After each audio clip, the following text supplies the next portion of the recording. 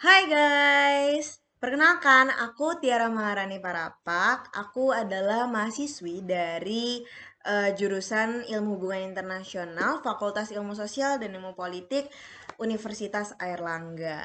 Nah, pada jurusan Hubungan Internasional ini di Universitas Airlangga kita tuh dapat salah satu matkul yang keren banget, mata kuliah yang keren banget, yaitu filsafat ilmu. Di mana kami mendapatkan ilmu dari salah satu dosen yang sangat luar biasa juga, yaitu Bapak Muhammad Adib.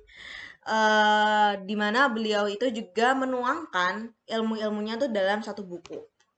Ini adalah buku pegangan dari seluruh mahasiswa hubungan internasional di eh, Universitas Airlangga angkatan 2022 berjudul Filsafat Ilmu, Ontologi, Epistemologi, Aksiologi, dan Logika Ilmu Pengetahuan. Ini banyak banget informasi yang bisa kita dapatkan teman-teman mengenai filsafat ilmu. So, kalau teman-teman emang pengen ngerti soal filsafat ilmu, buku ini keren banget ya.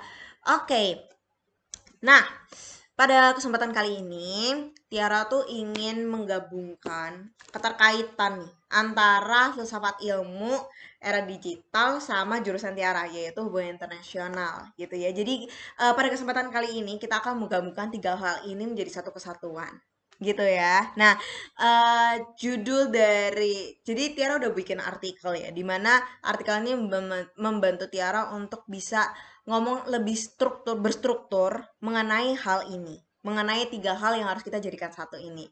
Judul yang Tiara ambil yaitu peran filsafat ilmu dalam menyaring informasi dalam lingkup global. Oke, let's start it. Nah, Liang Kie dalam bukunya Pak Adib tahun 2010 ini, salah balik ini, itu mendefinisikan bahwa filsafat ilmu merupakan segenap pemikiran reflektif terhadap persoalan-persoalan mengenai segala hal yang menyangkut landasan ilmu maupun hubungan ilmu dengan segala segi kehidupan manusia. Nah, filsafat ilmu ini kalau teman-teman baca itu intinya kayak mengajak atau menantang setiap individu untuk bisa berpikir secara kritis dan juga sebebas-bebasnya. Nah, filsafat ilmu ini teman-teman sudah berkembang puluhan tahun dan karena perkembangan yang juga sangat lama itu teman-teman akhirnya filsafat ilmu ini menjadi bidang pengetahuan yang sangat amat luas dan juga mendalam. Salah satu bentuk dari perluasan ilmu dari filsafat ilmu ini sendiri itu mengenai bagaimana keterlibatan filsafat ilmu dalam perkembangan teknologi. Nah, kalau kita bicara soal perkembangan teknologi, nggak asing dong, ya kan? Nggak asing banget di telinga kita para mahasiswa. Nah, kita nggak bisa pungkiri ya, dewasa ini tuh perkembangan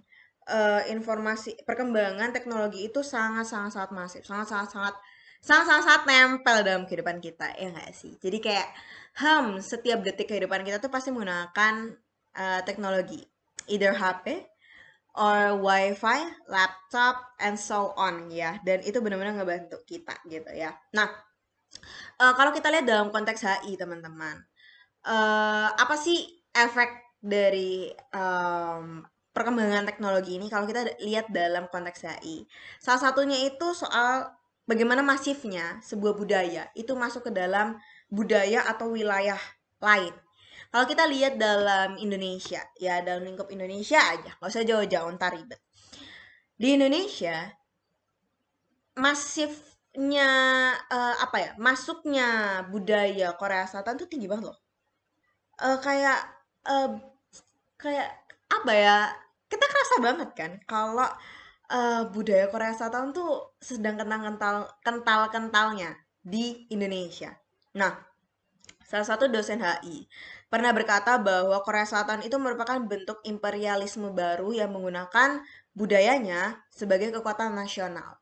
Nah, itu kita bisa lihat bahwa oh itu merupakan salah satu bentuk dari perkembangan teknologi itu sendiri. Nah, perkembangan teknologi itu mempermudah arus informasi dari satu negara ke negara yang lain.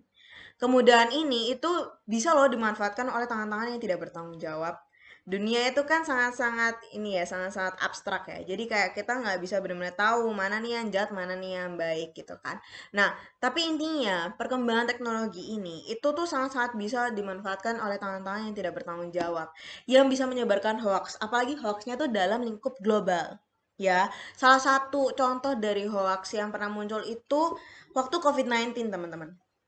COVID-19 tuh pernah muncul kabar kalau COVID-19 itu cuma konspirasi elit global. Deng deng deng. Kalau kita bicara konspirasi itu sangat-sangat kontroversial ya. Nah, turns out kan tidak gitu ya. At the end itu hanya hoax. Ada juga yang ngomong kalau elit global itu akan buat mata uang digital. Nah, apapun yang dilakukan elit global itu kan pasti menggemparkan seluruh negara kan. Karena apa? Karena bakal berefek gitu kan.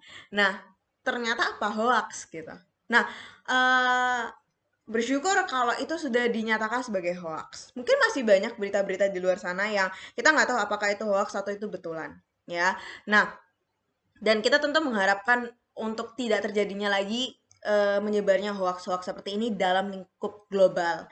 Karena sangat berbahaya kalau sampai banyak masyarakat yang percaya dan akhirnya tenggelam dalam hoax itu. Wah, parah. Itu kesesatan secara massal gitu ya, secara mengglobal gitu ya. Nah, melihat teknologi yang semakin maju, itu tiara rasa perlu untuk adanya pemikiran kritis dan analitis, terutama dalam menerima berita dari media online gitu ya, secara online.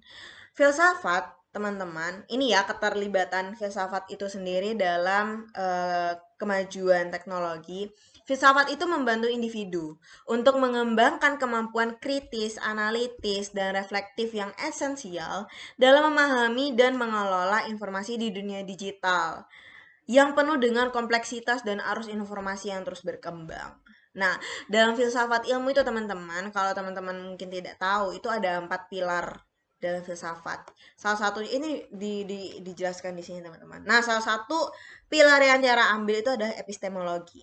Menurut Bapak Adi, epistemologi itu adalah salah satu cabang filsafat yang menyoroti atau membantu tentang tata cara, teknik, atau prosedur mendapatkan ilmu atau keilmuan. Epistemologi ini berusaha untuk memahami bagaimana sih individu itu memperoleh pengetahuan.